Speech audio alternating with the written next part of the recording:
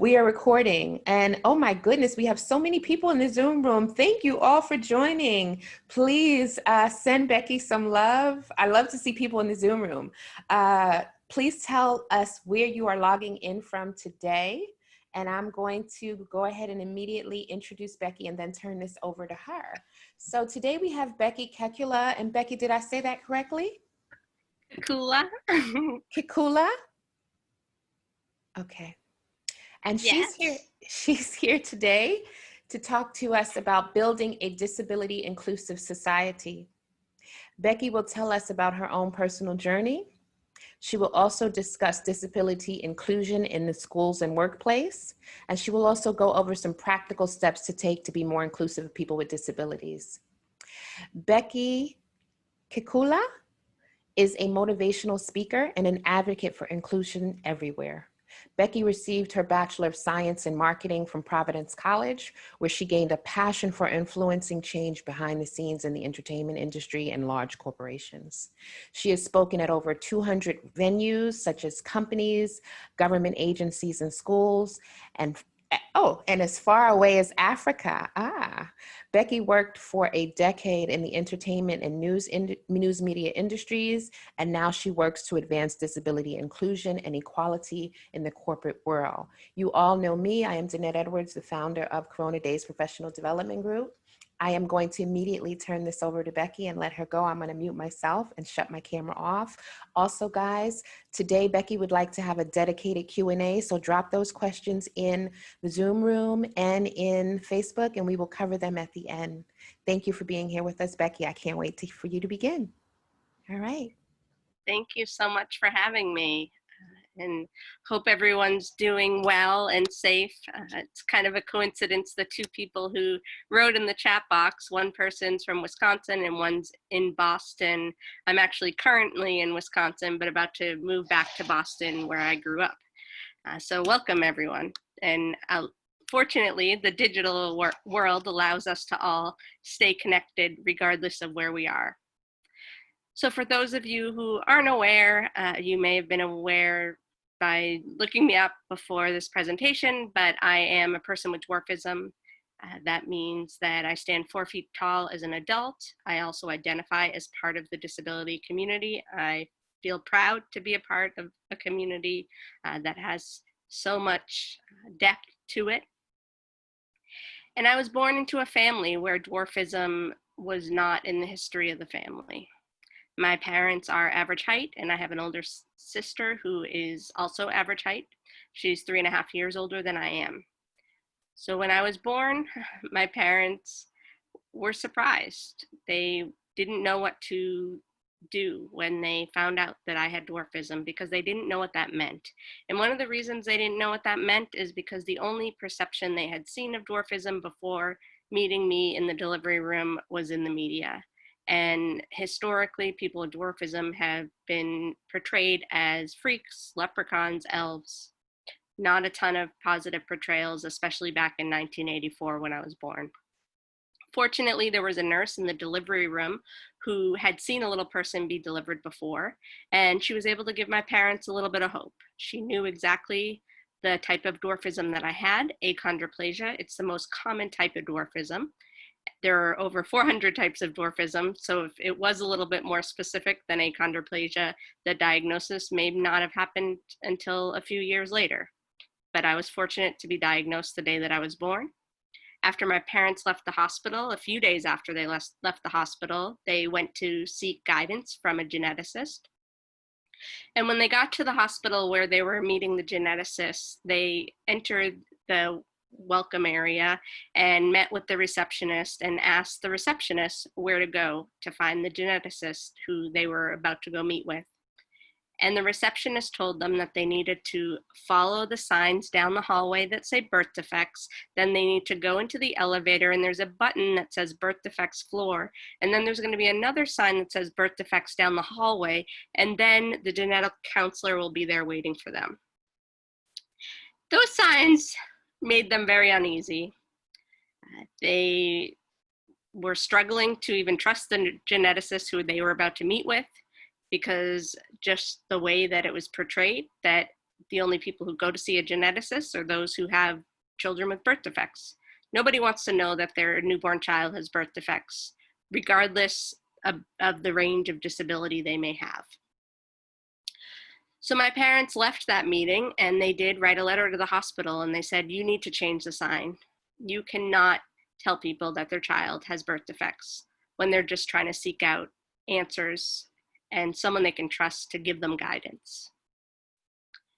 The journey continued. My parents did research for about 6 months until they were able to find a doctor in Baltimore, Maryland. So I was born in the Boston area. They went to Baltimore, Maryland. They found a doctor. They signed me up for a sleep study. And that was what allowed them to get an appointment with this doctor who was a specialist who saw people with dwarfism from around the world. The waiting room was extremely full when my parents went to the appointment for the sleep study. They were willing to wait as long as they needed. They were just excited to find a doctor who had an expertise in caring for patients with dwarfism. But the doctor looked at the full waiting room and saw my parents, saw the ghostly white looks on their faces, and he brought them into his office. And he asked them to ask him anything they had on their mind. And after that appointment, they were given even more answers. Nobody in the world has all the answers, but he was at least able to give them hope. And when they were at that appointment, they realized that because the waiting room's so full, any appointment that I may have there in the future, they would be willing to wait more than 8 hours, however it was that we needed to wait in order to meet with that expert. And we continued to go every 6 months when I was younger, and then as I got older, we would go for an annual appointment. And one of the reasons I bring up this experience is that growing up, I did have several surgical procedures. I had a back brace when I was really young just to keep my body aligned. I had bowed legs. So when I was 3 years old, I had bone taken out of my legs. And then when I was 13 years old, I had bone put back in my legs. I have narrow ear canals, so I had tubes taken in and out of my ears. And then I had tonsils and adenoids, which some people may think of a common surgery that even people without dwarfism have. But one of the stigmas that exists kind of around dwarfism in general, unless you have a mobility disability in addition to, or a parent that you have hearing aids or other assistive devices, people try to tell us that we're not part of the disability community. But we are covered under the Americans with Disabilities Act, and we are in fact part of the disability community. When I was 15, so I grew up participating in sports all alongside my average height peers. I really didn't get active in the Little People organization called Little People of America until I got older. And when I was 15 years old, right before I was going into my sophomore year in high school, I lost my ability to walk. I had spinal cord compression, which is another condition that's common, especially with my type of dwarfism, achondroplasia. We have average height torsos, but our organs are more compact. So my spinal column was pinching my spinal cord. I had 7 pieces of my lower vertebrae removed in the October of my sophomore year in high school. And one of the reasons why I was so fearful of that surgery was falling behind in school. I took school very seriously and I wanted to continue to keep up with my average height peers. And while I was in school, I was promised that I would be able to get some tutors and other people would come to the house since I was going to miss 29 days of school to recover from the surgery. And not many people did end up coming to the house, but I was fortunately able to get back on track by the time we got to senior year. I stayed with my grade, but I went back a level in classes from honors to college preparatory, and then I was able to get back into honors classes and AP classes for my senior year. And I applied to 9 colleges. I ended up choosing Providence College in Rhode Island because when I was in the cafeteria during my tour of the college, there was a little person who was there. And I thought, okay, at least this college environment has been exposed to one other little person. Then fast forward to getting ready to go to college. I got to know my roommates on the phone. I had 2 roommates I was assigned to. One roommate who was someone who I had met during the summer, and then another roommate was someone who I got along with really well on the phone leading up to our time when we moved in. And I participated in this program called Urban Action. It was like Habitat for Humanity. And we did a few activities. It was for incoming freshmen. About 150 of us participated in this activity before moving in permanently to school for freshman year. So I was able to move into the dorm early. And once the roommate who I had talked to on the phone but hadn't met in person got to campus a few days later, she was shocked. She was shocked because I didn't tell her that I had dwarfism. And it was about 6 months of living together and having to explain that I'm just trying to live my life. I don't want you to feel bad for me. Just give me a chance. Let's try to be peaceful. But it was one of those times where I had to start explaining why I was different or try to overcompensate to make someone feel comfortable. And then fortunately, sophomore, junior, senior year, I was able to find a roommate who I became really close with and is still a very good friend today. And it was also before sophomore year in college that I decided to join the organization called Little People of America. And I found people who had similar lived experiences. I waited all the way until I was 19 to get involved in the organization, but it was really nice to finally have a place to feel like I wasn't alone. And then after college, I had several internship experiences in college. They qualified me for the job market, I would think, but I ended up moving from Providence, Rhode Island to Los Angeles, California for a job after college to work for a talent manager. She also happened to be a little person, so I really didn't think there would be much bias, but the minute I got to California, the job fell through. And what I ended up doing was figuring out how to stay in California and apply everywhere. I drove around Los Angeles. I bought the Hollywood Creative Directory, started sending letters everywhere possible for entry-level jobs. And over the course of 4 months, I sent out 1,000 resumes and went on 100 interviews.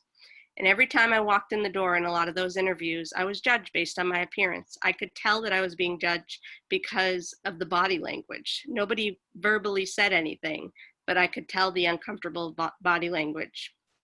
And it was a challenging time, just trying to find an entry-level job.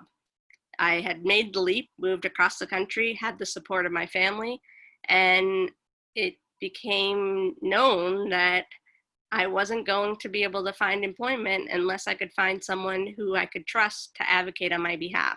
And the way that I did that was I went to some temporary placement agencies so I could interview with them, and then they could send me places to just go work.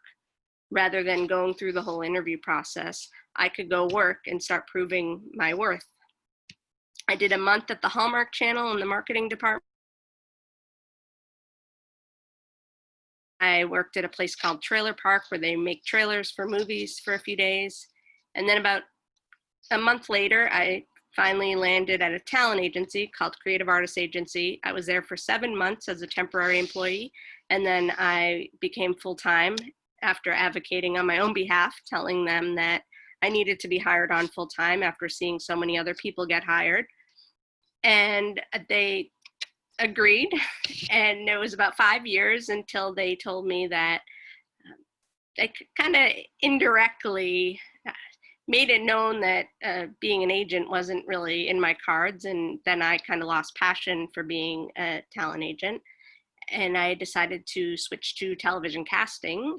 I worked at CBS television studios for about a year, trying to figure out how we could change how people like me and all people with disabilities are portrayed on television, especially in speaking roles, making sure that casting directors are keeping an open mind when it comes to including more characters with disabilities. It's a known fact that there are 2.5% of disability characters in Hollywood, but there are only 20% of people who play those roles have disabilities themselves. So there are 80% of people who are actors who are playing disability, who don't have that lived experience. And it's really important to change that, because there are things like movies like Mirror, Mirror, Snow White and the Huntsman. There were two different movies around the Snow White story that came out several years back. And one used average height people, and they used computer animation to shrink them down. And then another one used little people as the characters being themselves. And it's important for it to be authentic, because if those average height people are acting as little people, they're acting based on how they think we are. And if their last visual of us was a negative portrayal, that's how they're going to try to act. And same goes with wheelchair users. A lot of times there are storylines that say that that kind of imply that all wheelchair users are sad, or there may be someone who is acting as a wheelchair user and they think that they have that lived experience but don't. So I did that for about a year. And then during that time, I also founded a brand called Disability in Media on Facebook and Twitter, where I continue to share stories of people with disabilities doing things that maybe other people would think are impossible, so people can see themselves in these representation avenues outside of even TV and film, since there's still a very long way to go there. And then I moved, after about that year working in casting, I moved back to Boston and started a public speaking business. So I kind of left the entertainment industry. It was a hard decision to make, but I wanted to figure out how I could impact more lives by sharing my story and hopefully helping others that way, rather than relying on the entertainment industry to tell my story for me. And I never had a desire to be an actor. This was really just trying to influence the creative process.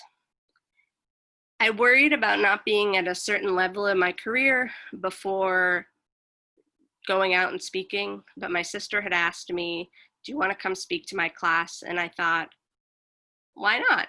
And she's a creative writing teacher in middle school.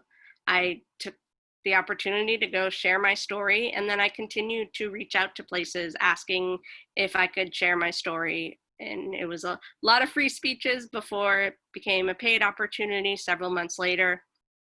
And what I try to do is share my story, allow people to ask me the hard questions, so then other people like me, especially the younger generation, doesn't have to worry about feeling the burden of being responsible for answering the hard questions. So one of the approaches I took early on in speaking was talking to parents of little people. Like my parents, most little people are born to average height families, 80% in fact, and they were worried about their child's transition from preschool to elementary school to middle school to high school, because they were going to keep meeting new groups of people and the numbers were going to keep growing as they aged. And there were more people that they were going to meet who'd never met them before. So what I've done is I've gone into the schools, talked to the administrators, tell them some accommodations requests that I had growing up, and then talk to the whole student body, share my story, and then allow them to ask me the questions so that student is in an environment that's a little bit more aware the next day.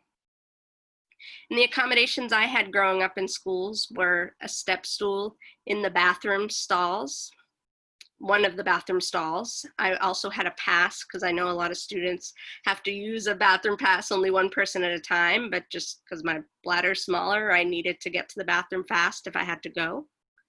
I sometimes had an untimed test. Untimed test usually comes out to time and a half, just because my hands are a little bit smaller and it was harder to write as fast as other people. And then sometimes I would have an extra set of books in my classroom and an extra set at home, so I wouldn't have to carry a heavy backpack, especially after my back surgery. Then in kindergarten through 4th grade, I had a lower railing in the school going from the 1st to 2nd floor. So it was just one railing on top of the other. And then in my household during those years, when I was 3 years old, we moved into a brand new house, and my parents made sure that we had some lower light switches. We had some handles on the doors instead of having knobs, which would have been harder for me to grasp. And then we chose an intercom system, so that was also lower in my bedroom specifically. It's always tricky because you think about buying a house and then you think about making the accommodations to your liking, but you may want to sell your house someday. So people always try to find that fine line. And then same within schools. I'm sure schools are always thinking about how can we be accommodating but not go too overboard where the accommodations feel like they're in the way. So in the workplace, I have not really asked for accommodations unless it comes up. So there was one job in New York City, which was after I had been in Boston for a while. I moved to work at the Screen Actors Guild, American Federation of Television Artists, to advocate for all diversity in front of the camera. It's an actors union, and there are different diversity committees, and they were all putting together events to bring more awareness around all the different diversity communities.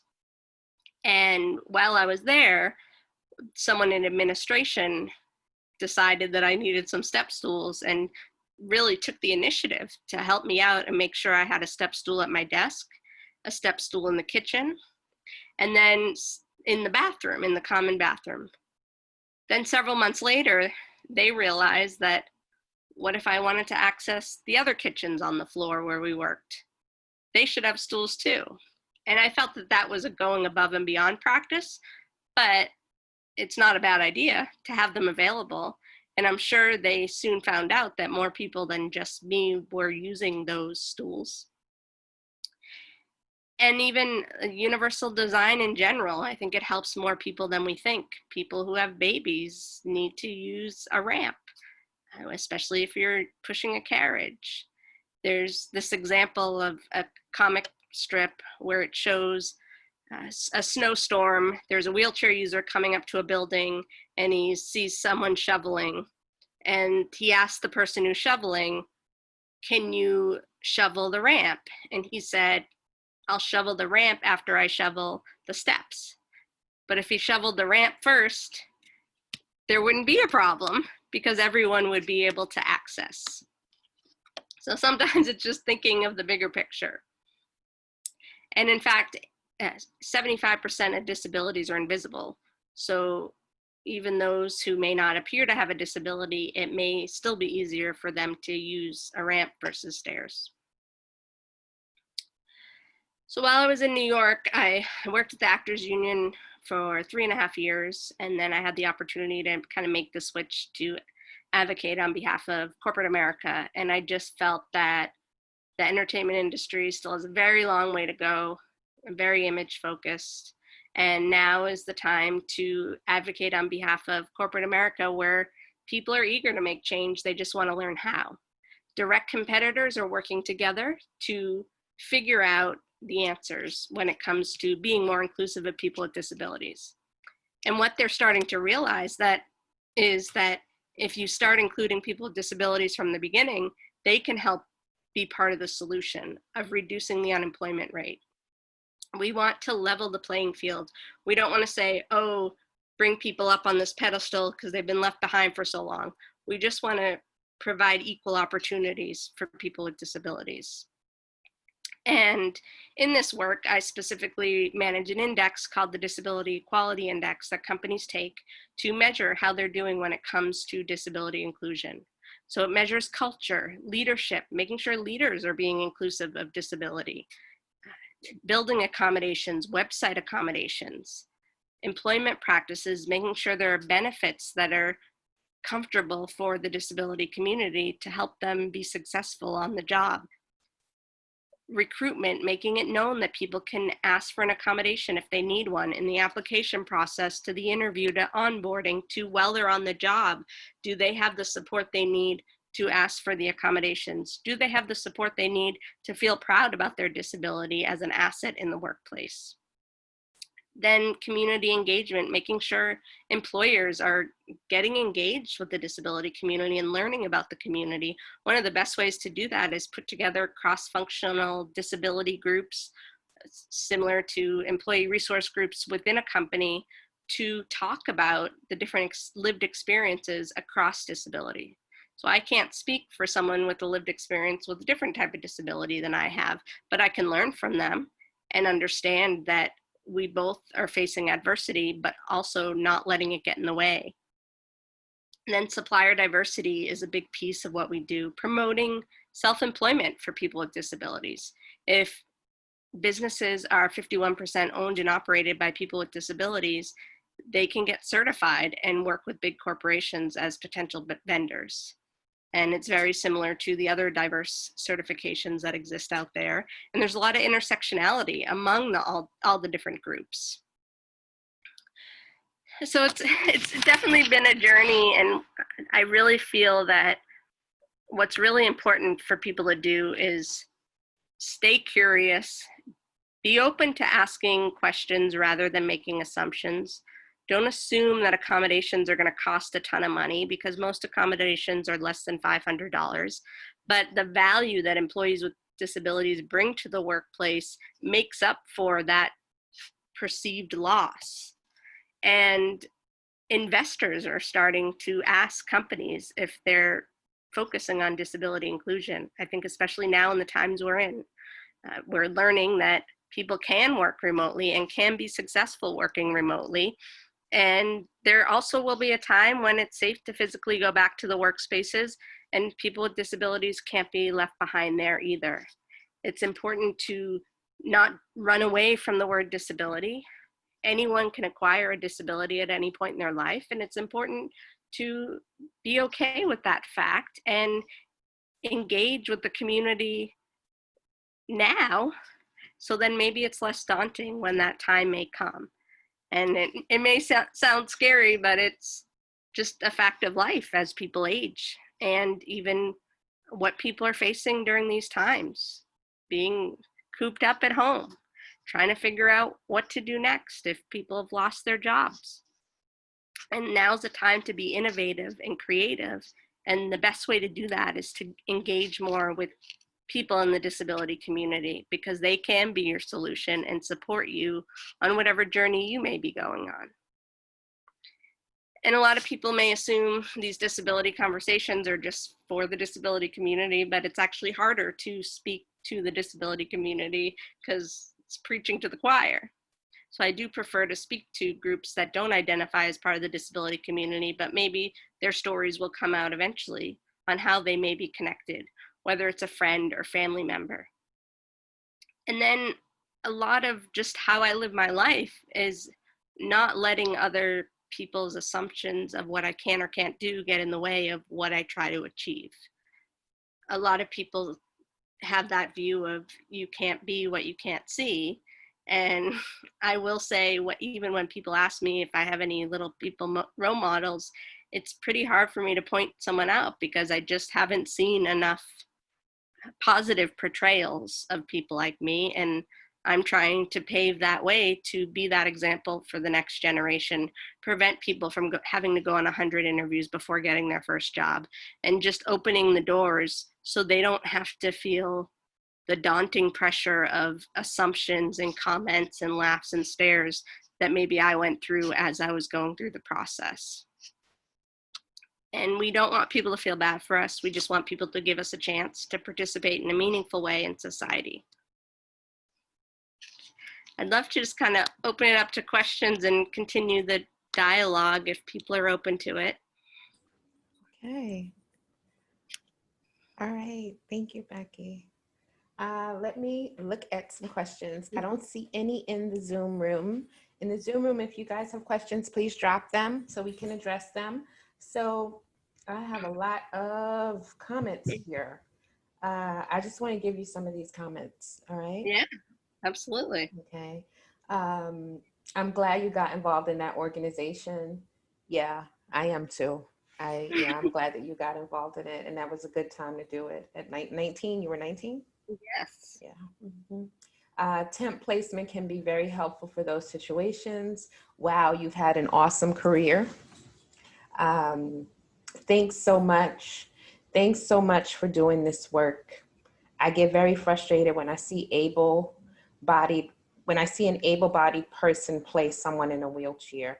For example, sorry. I'm so glad you're working on this. Um, People are so kind. mhm. Yes, representation is important. Exactly. That is very upsetting. She's replying to Diana, who about the wheel, someone able-bodied playing someone in a Yeah, wheelchair. Um, Thank you for making me aware of those accommodations. It helps me as a PR, as an HR practitioner. Okay. perfect. Yeah. Wow. What you are saying is transforming the timidness inside of my soul. You are powerful. Oh gosh. You know, I always get so emotional in our group, and I don't want to always get emotional, but I love that, Charlene. Yeah. um, yes, Becky, you are giving me goosebumps. This is from Rhonda. I should have been saying who these people were. I'm sorry, guys. You know, I'll get them all over the place. This is from Rhonda. I She say says, thank you to everyone.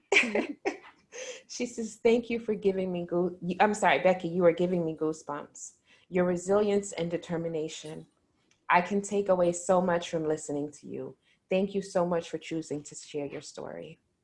Mm. Um, mm. Yes, I feel it too. Thank you, Miss Becky. Everything should be available to everyone. We all deserve to have inclusion.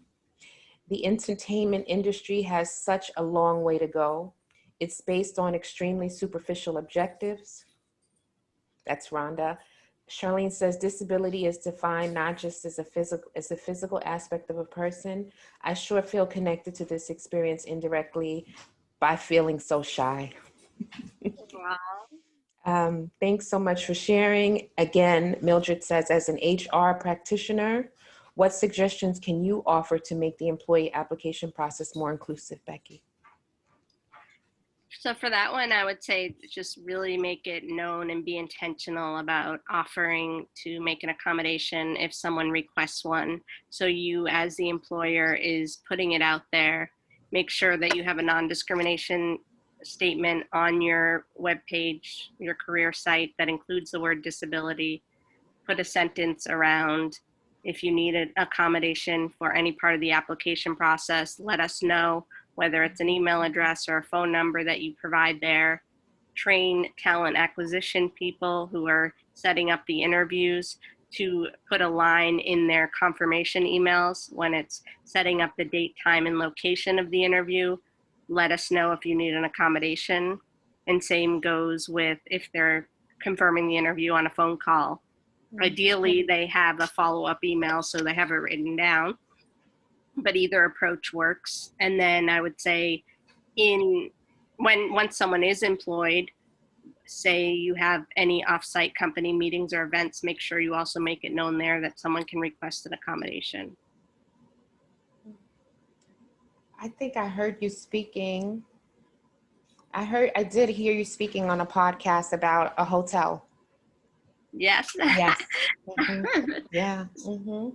So in hotels specifically, I Mm-hmm. think there's that narrow focus of ADA accessible hotel room and standard hotel room. Yes. And I prefer to have a standard hotel room with a step stool, but a lot of hotels do not want to deliver on that request because they're worried that the step stool will become a liability. But if you think about it, a lot of children may need a step stool, but maybe Yes. parents don't say that they need one because the parents just assume they'll help them, especially in that temporary living situation at a hotel. But the step stools can be used for a lot more things. And I'm sure even somewhere in the hotel, there is a step stool that staff uses to reach towels that may be up really high. So I try to make a phone call and ask for the stool. Sometimes hotels deliver on it, sometimes they don't. But then that kind of translates to just the challenges that people with disabilities face Yes. in getting out of bed in the morning and just getting out the door. And that for me is when I'm not in my own home space that I've adapted. So it's just all those challenges you're facing to get out the door and get to a meeting on time. It's not really going to come up during the meeting. It's just going to be like, I'm showing up and I'm going to bring the best version of myself. Yes. But there are skills that you acquire while going through all those challenging steps every day that then can translate to the value that you can bring to the workplace as a problem solver. Yeah. I have a couple more, and then I'm going to go into the Zoom room because we have a couple. I am so speechless after listening to you. You are such a strong person. I feel so ungrateful after listening to your testimony. I'm deeply touched by your sharing. And as someone who is disabled, albeit not physically, you're an inspiration to me, and that's Diana. I love Oh, this question. Thanks, Mildred, about the accommodations. And then you have a whole bunch of thanks. And that Diana says, yes, that's a great example. So I'm gonna go to the Zoom room and see what we have here, because I see some chatter in here. Okay, so first of all, and this is from Nicole Mariani. I hope I'm saying that correctly. First of all, I admire you. Mm. I admire you, appreciate you. Thank you for all you do. mm, Okay, so she has a question about an invisible disability. Let me just go back to that. Um, she says, I have an invisible disability, neurological disorder. In over 20 years of working, I have struggled to hold a job because of harassment, bullying, lack of accommodations, and most importantly, non-compliance in the workforce. How do you rise? Oh gosh. Sorry guys, I just pressed the button. How do you rise about this struggle? Or I guess above this struggle. How do you fight for your rights when this becomes mentally and physically draining? sorry to hear that. That's just so you don't have to disclose. I think it's harder for me to totally wrap my head around the lived experience of someone with an invisible disability, since I can't really hide my disability. But I didn't put on my resume early on that I had a disability. Same with when I was doing the roommate housing application for school. I would say that it's important to try to find at least one person you can trust to kind of drill down on the accommodations that are required to help you be successful in the job, and the accommodations that are maybe nice to have eventually. I think you will eventually need to come out with saying what accommodations you need to be successful in order to feel comfortable in the job. I would say a big assumption and a reason why people with invisible disabilities don't want to disclose their disability is because they see people like me with a physical disability and how we're treated in society. So I think it's really trying to find someone you can trust within the organization who can support you and get you the accommodations you need. So it probably just kind of depends on which work environment you may be in. But I would, especially in that scenario, seek out organizations that are known to be more disability inclusive, and hopefully they can support you. Thank you, Becky. Let me see. Great presentation, great question. Thanks so much, Becky. Okay, so guys, I'm gonna go to my questions. And if anybody drops something else, I'll check before we wrap up. All right, so thank you again, Becky. I really appreciate you for being here with us today. All right, so Becky, Corona Daze Professional Development Group, our mission is to increase marginalized groups' access to employment opportunities and representation in the workforce by providing our members with free training, mentorship, and other resources. CDPD was created in response to record unemployment and underemployment rates stemming from the COVID-19 pandemic in 2020. My question to you, Becky, is there anything else you'd like to tell us about being marginalized or marginalization, anything that you'd like us to know? Earlier on, I had talked about how when I was growing up, and even it took a while to become part of the little people community, but then also feel strong about being part of the disability community. And not all people in the little people community identify as being part of the disability community. And I think that's the struggle, because there are only 30,000 little people in the United States. And if not all of us can band together and identify as part of the disability community, we then are separated out from the disability community because people try to tell us that we don't have a disability. But even I spoke about my different surgeries that I had growing up. So any of those surgeries could have had additional challenges that could add to additional disabilities. And I am hard of hearing in my right ear as a result of one of my ear tooth surgeries. But I chose not to wear a hearing aid, but I try to get my left ear to overcompensate. But I think so the marginalized pieces, if we can't even be part of the community that we're under the umbrella of, where do we fit in society? And I think we are the last group of people that people think it's acceptable to make fun of and laugh at, because it's just the lack of education and knowledge about our community as a whole. And even a lot of research has been going on about how to eliminate at least the surgery parts of the characteristics of dwarfism, but it would also take away the pride and the future of our community. So I think everyone's quick to solve how do we eliminate the problems of surgery, but they don't realize that they're also eliminating the spirit of the community that just wants to be accepted as equal members of society. Yes, thank you for sharing that, Becky. Okay, all right. I just wanted to see if anyone dropped anything before because this is my last question. So I'm always trying to catch everything before my last question. I also want to say, like, your parents, they were so great. Your parents rocked, you know? Yes. Yeah, especially to say like in the 80s, right? It's not like this, you were born in 2020 and there's much more information out, or you can Google. You couldn't Google anything, you know? That is, I love those stories. Your parents rocked. My dad's brother at the time was a doctor, and all he could provide to my dad was a brochure that he found. But even someone in the medical field who wasn't a specialist didn't have much information. Your parents, they rocked. They really did. I'm happy that they did, that they were so strong and determined. And I'm happy that they got that hospital to change those signs. Yes. That says a lot about your parents. So my final question, Becky, my dog is going crazy if you hear any. She's going crazy right now back there. I just want to know if, oh no, I actually have two. So I have two. It's good. I get to keep you a little longer. So my second question is, what would you tell Becky, the younger Becky, either when you were preparing to go to college and conversing with your roommate, or when you started sending those resumes out, or when you were going on those? Is there something you want to tell that younger Becky that you know now?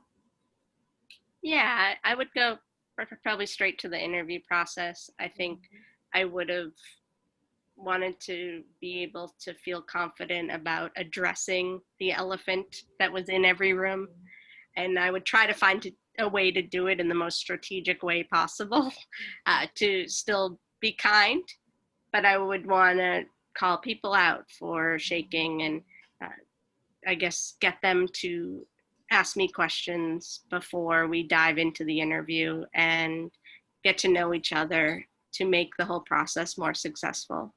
And then also seek out the constructive feedback. I could not have been the best person to interview in every of those 100 interviews, but I never got the feedback. So I was under the assumption, you know what happens when we assume that it was because of my short stature that didn't get me the job, even though I was qualified to interview at least for all of those jobs. So I would say try to feel more confident about addressing the situation. But even looking back, I would say in those 100 interviews, if they didn't want me in their environment, I probably wouldn't have wanted to be in their environment. They did your favor, yeah. Well, let me ask you another question about that. You sent 1,000 resumes. Was this during the last recession? This was in 2006, so it was before the recession, right before it started. Okay, all right. I was like, my goodness, 1,000 resumes. Oh, because your disability wasn't listed on your resume, correct? Right. So it's just for LinkedIn and other. So it just says a lot about the market. Yeah. But also, I understand that there are people without disabilities in other demographic groups, or even people who don't identify as diverse, who face challenges in the interview Mhm. process Yeah. too. I think it Yeah. was just the lack of communication. But Mhm. I stayed determined, just Yeah, trying you to book did. more and more interviews Yeah. without slowing down and thinking like, how can I be more strategic about this? And it was because I just didn't have the guidance or mentorship. Yeah, and that's one of the reasons why we're here at CDPD. Guidance, mentorship, networking. Like those Yeah. keys, those relationships. Okay, now is my final question. Let me just check really quickly. Uh, oh, so Becky, you are so right. A lot of us have invisible disabilities and fail to mention them for fear of being judged or mistreated. I have just finally become okay with mentioning my short-term memory issues to people other than my immediate family. But I realize that the best thing a person can do for themselves and others is be honest regarding their issues.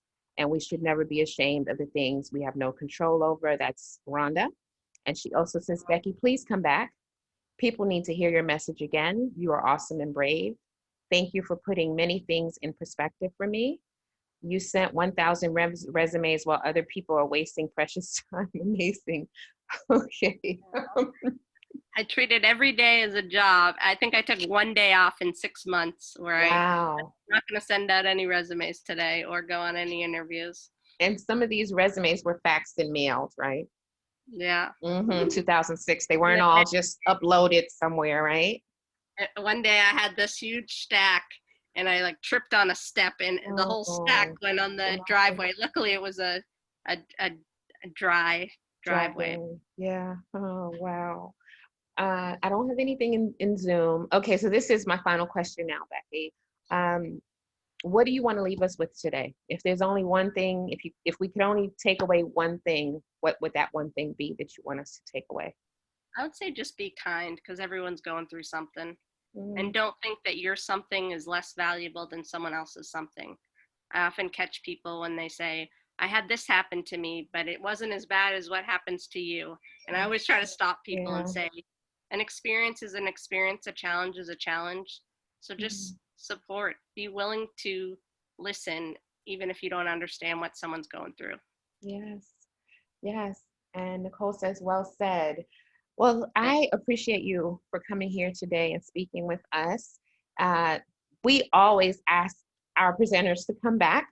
So if there's ever anything you want to talk with us again about, or you want to get out there, you're working on anything and you want it to be known, come, test us out. Give it to us first and we will sing your Yeah. praises. All right. Well, thank you very much. All right, Becky, thank you. I will send this recording to you and thank you all for joining us. I will be sending out Becky's contact information for everyone on Zoom. Anyone in the group, I'll be posting it up in the group later today. All right, Becky, take care. So much. Take Thank care. you. Bye-bye.